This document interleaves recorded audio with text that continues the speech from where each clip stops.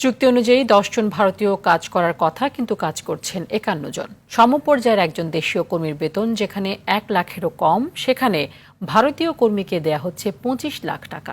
এমন অভিযোগ বাগেরহাটের রামপাল বিদ্যুৎ কেন্দ্র ঘিরে। এসব অভিযোগে এক আইনজীবীর রিট আবেদনের প্রেক্ষিতে বিদ্যুৎ মন্ত্রণালয়ের সচিব সহ 7 জনের বিরুদ্ধে রুল জারি করেছেন হাইকোর্ট। আরও জানাচ্ছেন GM মাহমুদ।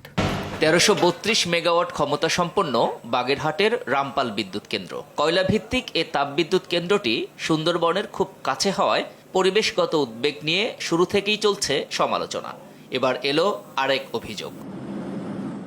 বিদ্যুৎ কেন্দ্রটিতে বর্তমানে 229 জন বাংলাদেশি এবং 51 জন ভারতীয় কর্মী কাজ করছেন, অথচ চুক্তি অনুযায়ী 2024 সালের পর 10 জন ভারতীয়ের কাজ করার কথা।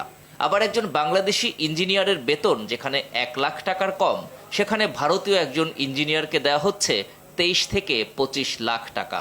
এরকম অভিযোগে রিট করেন এক আইনজীবী। এখানে মাত্র 10 জন ফরেন ইন্ডিয়ান এমপ্লয়ি কাজ করার কথা, কিন্তু সম্পূর্ণ সক্ষমতা অর্জন করা সত্ত্বেও এখানে এখন পর্যন্ত 51 জন ইন্ডিয়ান এমপ্লয়ি তারা কাজ করছে। তাই একই কোম্পানিতে একজন ইন্ডিয়ান এমপ্লয়ি পাচ্ছেন 23 থেকে 25 লাখ, একজন বাংলাদেশ এমপ্লয়ি পাচ্ছেন 1 লাখের নিচে।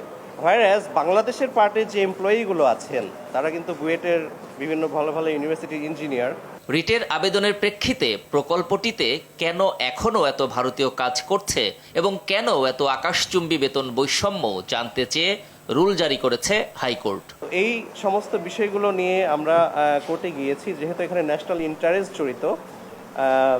তো কোর্ট আমাদের সাবমিশনে সন্তুষ্ট হয়ে একটা রুল নাইসে ইস্যু করেছেন। বিদ্যুৎ মন্ত্রণালয়ের সচিব সহ 7 জনকে আগামী 4 সপ্তাহের মধ্যে রুলের জবাব দিতে বলেছেন হাইকোর্ট।